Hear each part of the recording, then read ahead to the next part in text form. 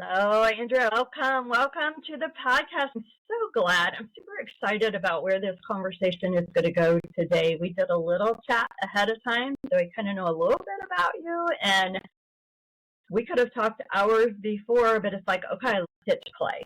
So let's do some recording, and we'll dive deeper into some things and let the audience hear what all we've been talking about. So welcome to the podcast. Thank you. Thank you for having me. This is a pleasure.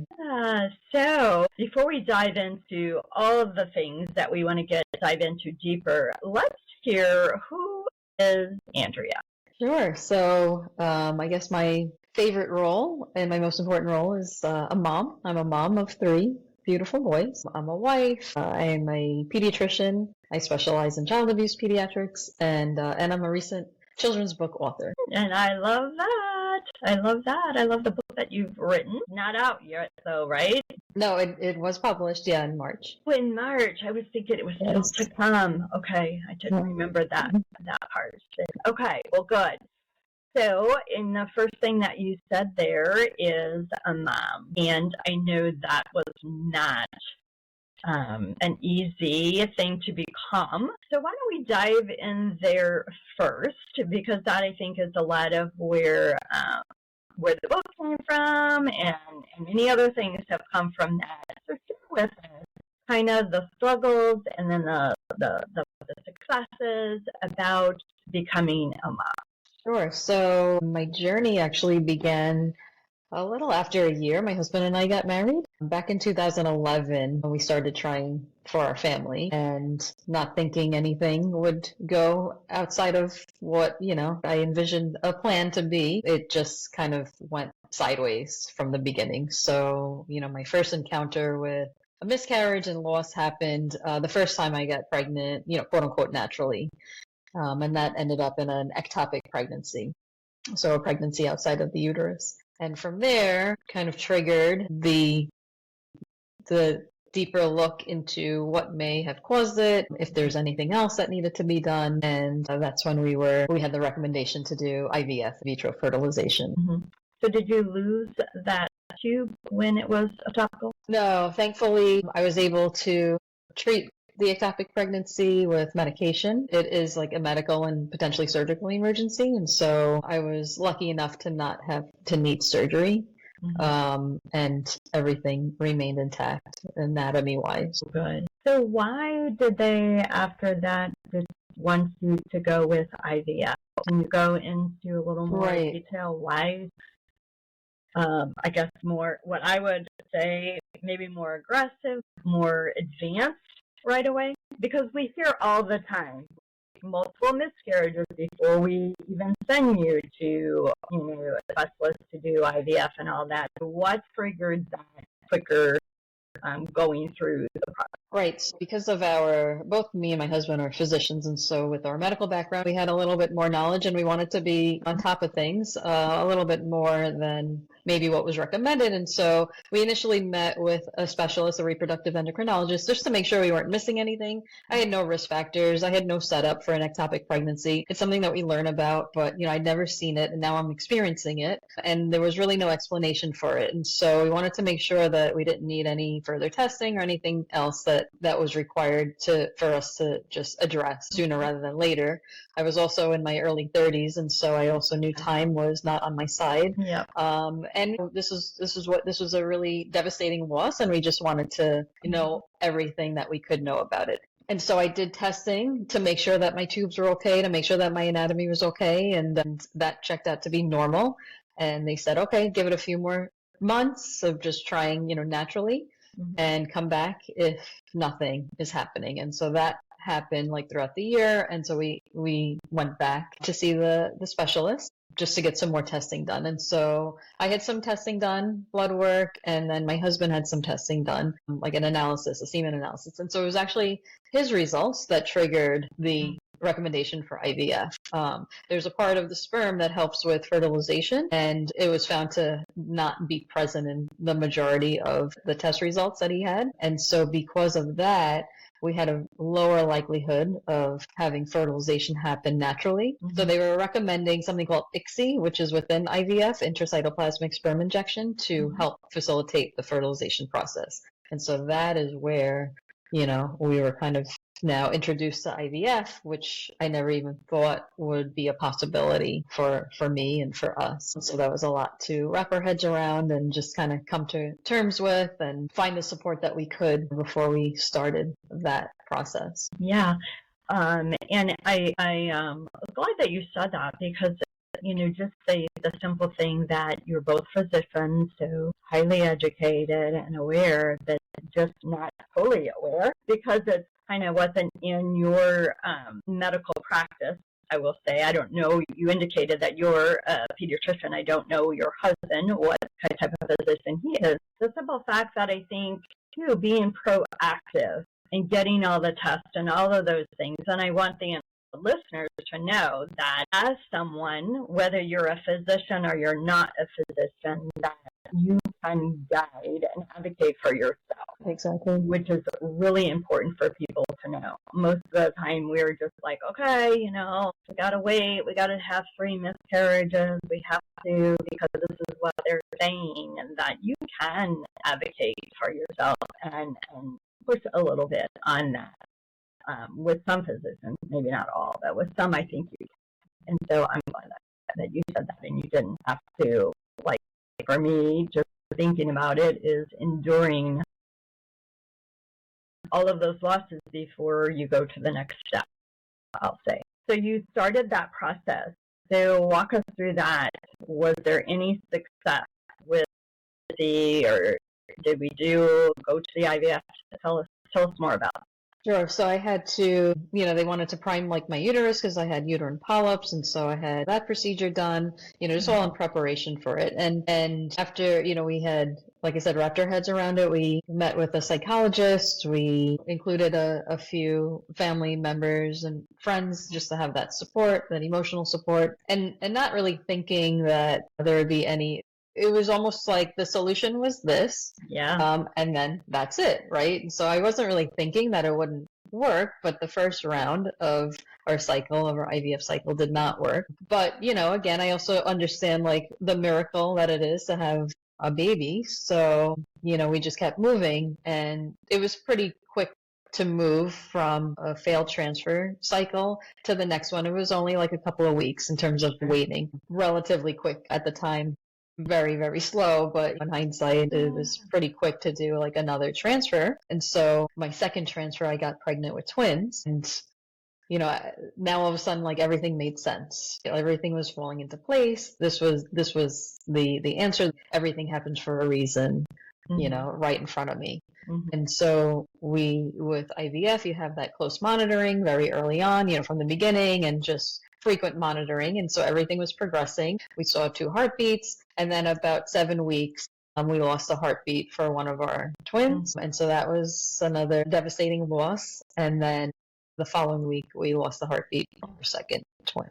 So, now we're back to even worse, not even square one. We're back to just grief and loss and trauma. Again, just wanting the answers and wanting to know what the next step would be, because we were just, as we're grieving, we also wanted to, again, not lose time and keep moving. I elected to have a DNC, a dilatation and curettage, to do some testing if possible. Again, just to get some more answers. Testing just showed just kind of like the common genetic abnormalities that would be expected, that you wouldn't necessarily test. Most people will have a miscarriage and not either know that they're pregnant or, be very early on. And, there's a statistical likelihood of genetic conditions or mutations or, abnormalities happening early on. So we underwent more testing for ourselves as well, genetic testing, just again to make sure there was nothing else setting us up that, wouldn't be seen otherwise unless we did testing. But everything was really just turning out to be normal. I had one of the levels, AMH, which tests for like ovarian reserve, was found to be low for my as what was expected to be normal at my age. So mine was on the lower end. So that was more of a concern in terms of like how I would respond to the medications for IVF itself and just producing eggs or enough, either quality eggs or enough eggs. And then I had some thyroid antibodies that were elevated, but wasn't showing, clinical symptoms. And so just very small things, minor things, but certain things that we could at least work towards to see if this was now the solution. But we kept going with additional IVF cycles, and these weeks then turned into months, and then it eventually turned into years. And so I had either failed transfers or chemical pregnancies where I was showing a positive result on blood tests. I had a couple of more miscarriages. It really couldn't get past 8 weeks. So I had my last miscarriage, and this was now like 2 to 3 years into the whole process. Was also like at 8 weeks where we saw the heartbeat, and then, had more testing done and everything was normal. And so after that, because we didn't do any genetic testing of our embryos, it wasn't really pushed or recommended at that time. And just, we were following the medical recommendations, and we trusted our doctor with everything in us. But there came a point where the assumption was poor egg quality based on my AMH value and based on my age, but there was no real hard evidence for that, especially since, my last miscarriage, the testing was normal. And so we did a cycle, and probably altogether, maybe like 10 or 11 or 12 cycles. I don't know. I kind of lost count, but we did one cycle where we decided to do some genetic testing, and the majority of our embryos were normal, tested normal. So that was really reassuring, and spoke against it being an egg quality issue. But then the question was, why couldn't I either get pregnant to begin with or go past, a certain amount of weeks? Yeah, and so what did they then discover? Why you couldn't go? Yeah, so they didn't discover anything. I mean, I had a couple more procedures done where I had more polyps removed. I tried kind of off-label medication to get my lining to be thicker, or I did some testing to see if it was like an immune issue, like an autoimmune issue or something to that effect. But nothing was really saying, yeah, this is it, this is the answer. So it was never really explained. And so with the embryos that we had tested that we knew were normal, transferred to my uterus one at a time, and still nothing was, nothing resulted in anything at that point. And even one of our embryos didn't survive the thaw because these are frozen embryos. And so it was just, again, more trauma, more grief. The doctor that we had kind of pushed it a little bit because she understood like where we were coming from, and we understood like the risks and the benefits, and she was still in the confines of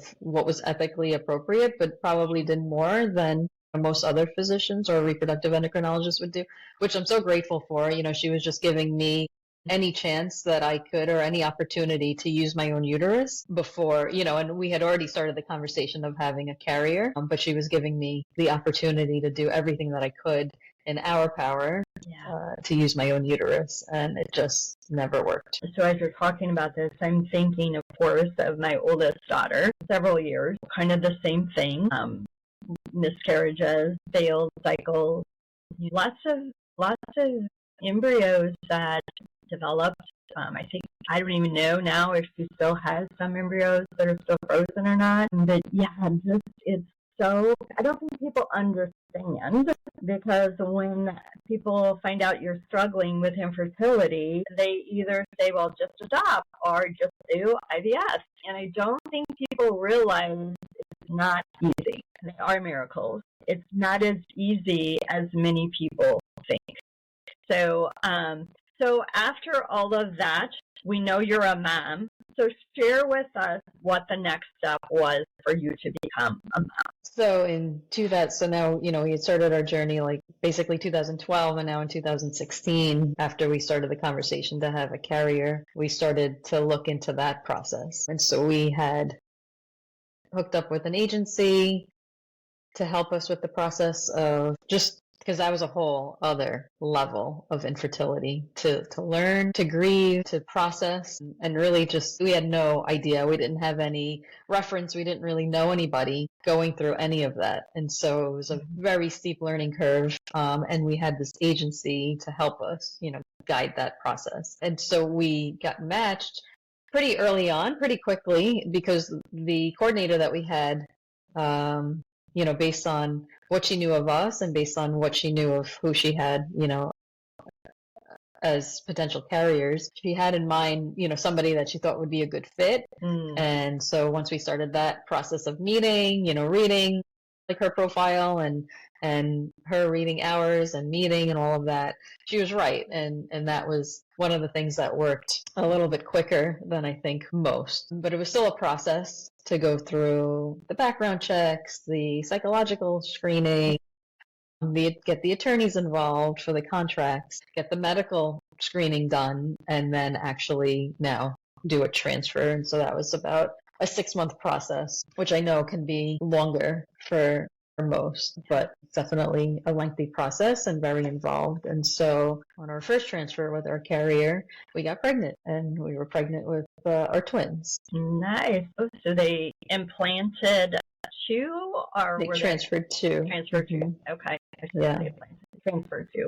Yeah, these are not, our embryos at that point weren't tested. We just had one set of embryos that were tested. So these were not genetically tested, so we didn't know. Okay. And the recommendation was 2 based on my history. Sure. So was this a fresh transfer or frozen? Frozen. Yeah, this was frozen. Yeah, it wasn't. Was it they did? With my daughter, I thought it was a fresh transfer, but I could be mistaken in thinking that. I'm going to have to ask her again. Yeah. It's definitely harder to coordinate a fresh transfer with a carrier, but it's impossible. Yeah, and I thought that's what they did, which is very tricky. I mean, basically, how I'll explain it, and you can add into that with the medical knowledge that you have, and my no letters behind my name, is just really getting these women's cycles exactly timed, exactly the same, so that can happen. And I remember them, I'm pretty sure I remember them doing that, so that it was. I could be wrong. Yes, timing is a very important detail with all of it, of when to retrieve the eggs and when the embryos are going to grow and how they're going to grow in that setting, and then having a uterine lining ready. Yeah. For transfer. Yeah, IVF sort of is what I'll say for both of them, for that to happen. So it's a lot. I don't think people realize how much it is. So you had twins, and pregnancy went well. She didn't have any problems. Were you able to go to appointments? Was she in the same state? Like, where was she? I mean, it sounds like she was the perfect one for you, but was she close? No, I mean, we were in different states. We had to take a plane to get to her. We had kind of all different aspects of parts of the country, I guess, because at that time we were, our physician was in New York and our embryos were in New York, but we had to move them out of New York because it wasn't legal to have a paid carrier at that time, which the laws recently changed a few years ago. And so that was a whole process. And then where she lived in a different state than we did, but we wanted to be involved as much as we could. So we flew out every month to make the appointments, and she had to see like the regular OB and then a high risk OB just because of twins. And so we would try to coordinate those appointments on the same day. But we just wanted to be involved as much as we could, because that was a really big loss for me, for both of us, but for me as a woman and as a mom, just to be, I always say it was the best decision I've ever made and the hardest thing I've ever done, because I had to be apart from them for all that time. And that was something that I don't know that I handled it well, but it was something that I know most people don't have to do and to go through. And I still have to work through a lot of those feelings, but going through it at the time was very difficult. But yeah, everything went well, like throughout the pregnancy, surprisingly. And, and as a pediatrician, I know the risks of multiples. I've seen that side of it. And so, just with where we were with infertility and loss and just all we knew is bad, it was just kind of, moment to moment, just waiting and holding on and hoping that things would just continue to be positive, like go in the positive direction. And it did. And they almost made it to the full term, but just a few weeks shy of their due date, and no complications with delivery, no complications after delivery. They were in the room with us, and we got discharged at 4 days when they were 4 days old. Beautiful. Yeah, that was the question I was going to ask. Did they schedule induction because of the multiples, or how was that? But it sounds like they did not do that. Yes, it was a scheduled C-section. And it was supposed to be on a certain date, and we went a couple of days before for like the last appointment, and to like prepare ourselves, we had to get strollers or carriers and like all of that over there because we couldn't, travel with that there, and then we needed to travel back with them, so we had to prepare all of that. But then at our last appointment, our OB said, "No, it's going to happen today." Oh gosh. She just, based on, the exam and what she found, she's like, "Let's just do it today." And so that happened, but we were able to be in the OR and finally able to breathe once they took their breath. Yeah. Their first breath. That's awesome.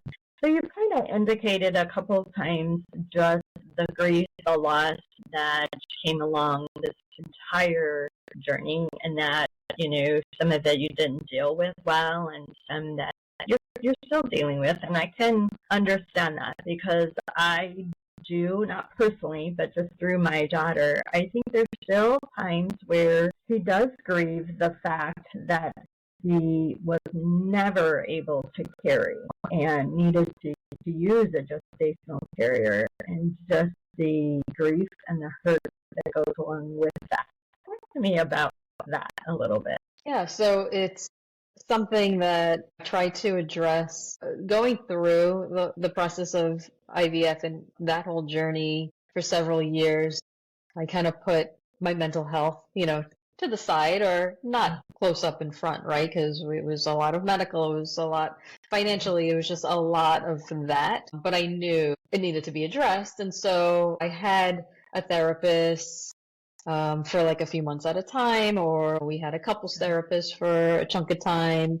We did support groups together. I did support group individually, and it was either we couldn't do it logistically, or it came to a point where we're like, this is okay now, or not okay, but this is not working anymore, right, for us. And so, but we tried at least to sprinkle that in throughout. It just wasn't probably enough, because it eventually caught up to me in the form of anxiety, like severe anxiety and panic, and almost like PTSD. And so with not being able to carry, that was just next level trauma, which again, I tried to manage it the best I could during, but it was really after my twins turned a year where I had a panic attack, which I wasn't expecting. It came out of nowhere.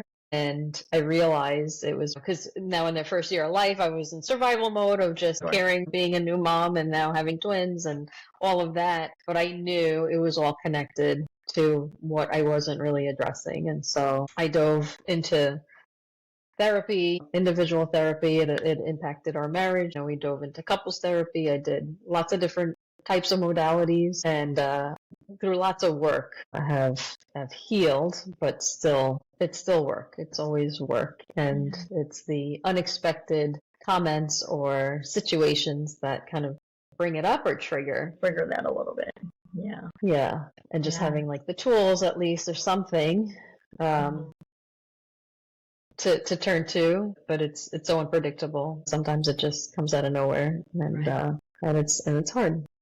Well, I'm glad that you shared that, especially for the listeners, that you did seek out support throughout the process. Many times people will not, and then after they've successfully had a child, just like you, all of a sudden it's like hits them, and much worse than probably what you experienced, because you did have some therapy and you guys did some stuff throughout the process, which I think is so important for the listeners to know. Like, we know you haven't achieved the goal that you set out to achieve maybe yet of having a child, but there's so much going on during the process that it's so important to seek that professional help outside of your doctor for your mental health. Super important. I don't think people realize how much our mental health is affected with grief, loss, and anxiety, and all of the things during infertility. So I'm glad that you said that so that people understand that that's super, super important for your well-being. And I just look at it as like, you want to be as healthy as you can when those children come. And that is how you can be as healthy as you can be. Your mental health is probably one of the most important besides your physical health. That sometimes also will decline as you're going through all of that as well. So did you end with the twins, or is there more? And so we did, when they were about 2, no, before they turned 2, we started thinking about having another journey, because we had frozen embryos. So in 2020, my youngest son was born. We went through the whole process with a different carrier. Okay. This was a little different. We were in the same state, so we didn't have to fly, but we did have to drive a few hours. Okay. But definitely made a difference. So we were still able to make all the appointments. It was just logistically a little bit easier driving than flying. But then we also had the logistics of having our twins and having them come to the appointments with us, and we're having somebody watch them while we go. Sure. And I just want to go back a little bit with that. Like, you said at the beginning, the lawyers, the psych evals, all the prep work that has to happen before any of it begins. And I remember that too with my daughter. They did a lot of genetic testing because of who the gestational carrier was, which was a family member. And it was just the psych evals and all of that, the lawyers. And I mean, I have probably shared this before on another episode when my daughter was on, probably episode like, I don't know, 2, 3, 4, like way back. And then I actually had her daughter on, who is now 10, on episode 2, sharing, about her Aunt Emmy carrying her. And it was a really cute episode. But anyway, so you have 3, and are they all boys? All boys. Oh, wow. How cool is that? That is so neat. And so I know, too, that you have written a book. You said that at the beginning. It's come out in March. Share a little bit about that. Why did you write a book? What is the book about? Share a little bit about that. So throughout my journey, even though I did seek professional help, I was very silent. I always looked at other women or other couples who spoke out openly and admired that, and just thought about how much courage they have and how much courage I don't have. It just got too hard. And even like the small support that we did have, it eventually just kind of dwindled down, especially when the support doesn't show up the way that you need them to. Simple "how are you" goes a long way, and people weren't doing that. And I think a lot of people don't know how to support, especially with miscarriage and with infertility, and are always afraid of triggering, right? And so they're walking on eggshells and ignoring the elephant in the room, or just pretending, or saying the comments, giving the unsolicited advice to just relax or just adopt, right? And so that just added to my trauma, and I didn't feel seen, and so that just also added to my silence around it and the shame that comes with that. And so when we had our twins, I did not want that shame to be passed on to them, and they really gave me the strength to break my silence. And we wanted to be really open with them and share their journey, our family journey, and not have anybody else either tell that to them or have them figure it out later, or just have it be a secret or anything like that. So from like day one, we've been open with them as best as we could, explain everything. That gets different, as they get older. The conversations continue to happen. They just change a little bit, and they understand. And so I looked for books to explain, for children's books, right, to explain that we could read to them for having a carrier. And I was able to find one that was really, really, really nice, that helped with that conversation. But reading is really important for us, and not only as a mom but as a pediatrician, I know the importance of reading and literacy. And so we read to them every night. We continue to do that. And I noticed that there weren't a lot of books there weren't any really books that represented them, that represented our family. And I didn't want them to not see themselves represented. They could see themselves represented in other ways, but in that specific way. And also, as I continue to get the questions, even to this day, with, are you going to try for a girl? Are you going to have more children? Like all the invasive questions, or the comments about my body after having twins, and just people not knowing and not being educated, right? And I would always say, oh, if they only knew. And that eventually turned to, I should tell them, I should say something. And that started the whole process of me looking into how I can write a book really to represent our family and our journey. So they inspired me to do that. But, I was motivated to have all types of different families represented. And so that's where this book, Every Family is a Tree, came along to really have representation and have everyone feel seen, all children, and to have that educational portion to it for parents or caregivers or whoever's reading the book. And so I touch upon families with no children, because that's often not spoken about, whether it's by choice or by consequence. Having a carrier, having a doctor help with IVF, adopted families, foster families, single parent families, families with two moms, and I try to encompass every type of family that I could think of and represent it in this book. I love that. And what's the name of it again? Every Family is a Tree. Every Family is a Tree. I love that. For sure. Is this at your office in the lobby of the waiting room of your office? No, I do telemedicine, so I don't. I envisioned it on the table for everyone to read. I would if I had. Maybe some other offices will do that for you. I love that. I do remember, I don't have any idea what the name of the book was, so I won't reference it here. We'll reference your book in the show notes and everything. But I do remember my daughter having a book for my granddaughter, reading it very early on to her to explain that her Aunt Emmy carried her. And on the episode that she was on, she just said, Mommy's body could not carry baby, is what she would say. And that she has 5 siblings. She has said she has 3 brothers and 2 sisters, because of the 5 losses, so there would be 6 total. And so interesting, so cool. I love talking to little ones because they will just say what they believe is true.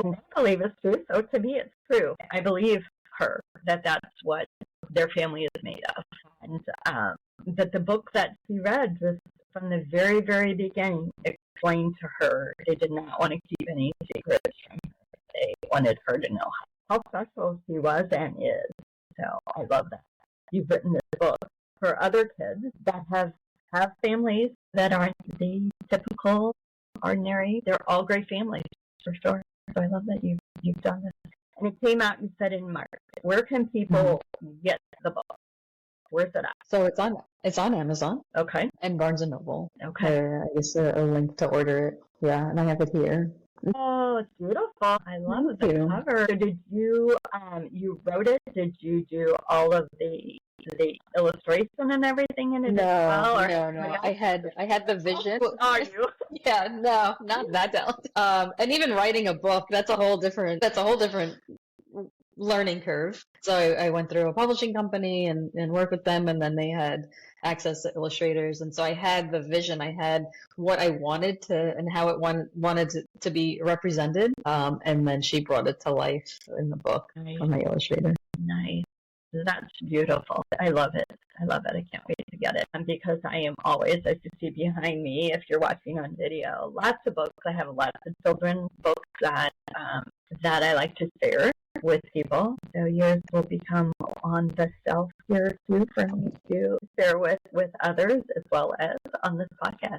Anything else that you would like to share before we conclude on what grief that kind of was something that really, besides you had already said about a year out, that kind of caught you off guard, that you really had no idea that there would be such significant grief and loss with your entire journey and even after your journey starting a family? I think for me, I believed up until a certain point that, like I said, everything happens for a reason, and there comes a lot of pressure with that. And I know it's a way to cope as human beings with grief and loss, but it applies when things make sense, right? And then when it stopped making sense. It no longer applied. So I changed my perspective on that to say not everything happens for a reason. Like there may be no explanation, there may be no reason, and to just kind of not have that pressure on yourself and that judgment for not, finding out what the silver lining is and how to turn it around and, all that, to just remain positive, because that's a lot. That's a lot to do in the grieving process. I also learned all types of emotions that I never even thought existed, and things that added to that shame and felt really inappropriate to feel. But understanding that all the feelings, like there's no good feelings, there's no bad feelings, they're just feelings, and it's okay to make space for all of that. And it's actually healthy to make space for all of that and to not just kind of suppress it and let it coexist and come through. And then just in that, just being kind to myself. I have to learn how to be kind to myself. And so I definitely encourage anyone who's grieving any type of loss just to be kind to themselves, give themselves grace with those feelings, with the thoughts, with the things that, you may be judging yourself about or thinking you shouldn't be even going there, but it's normal and you're not alone in the process. Beautiful. Beautiful. I love that you said that. I'm going to just reiterate a couple things that I really love, like all the feelings, like really just acknowledging all of the feelings for sure. And of course, you're not alone. I love that. And I think too that giving yourself grace, and especially giving yourself grace that when you're going through it, that you said everything happens for a reason. I think it's a really hard thing for people to hear and take on, especially when they're in the thick of it, I'll just say. Many times we can find that reason years after, but when you're going through it, not so much. That is really hurtful to say. It's really hurtful to hear for people. And so just for the audience, for the listeners, not a good thing to share, not a good thing to say to people that there's a reason behind all this, that you're going through this, and everything happens for a reason. No, not a good thing. I think we personally have to discover those silver linings, those reasons, and many times it's years after. Yeah. I mean, the reason now is you have these 3 beautiful boys, but when you're going through it, no, not so much. It's too hard. Right.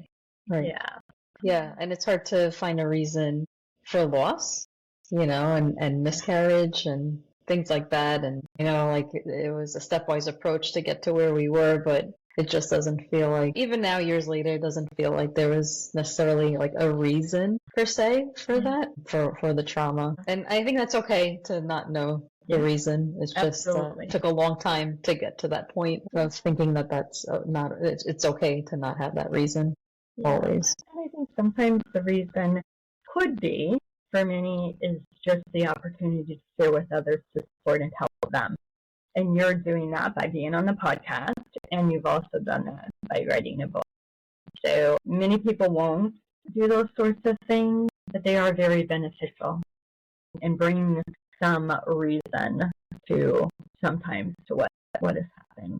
Really, by sharing that and finding, I'm going to say in air quotes, some good in what you've endured by sharing it to support other people. Not always easy, being silent, as you talked about, but I'm so glad that silence did not continue, that you have and now are still sharing that journey to support and help other people and everything. So I appreciate you so much for coming on to share, and I'm glad you've broken your silence for all of the listeners and all of those that are going to purchase your book and are reading your book. So thank you again so much for joining. Thank you. Thank you for saying that. I appreciate that. That brings me comfort and helps with my healing. So thank you. Yeah, you are so welcome.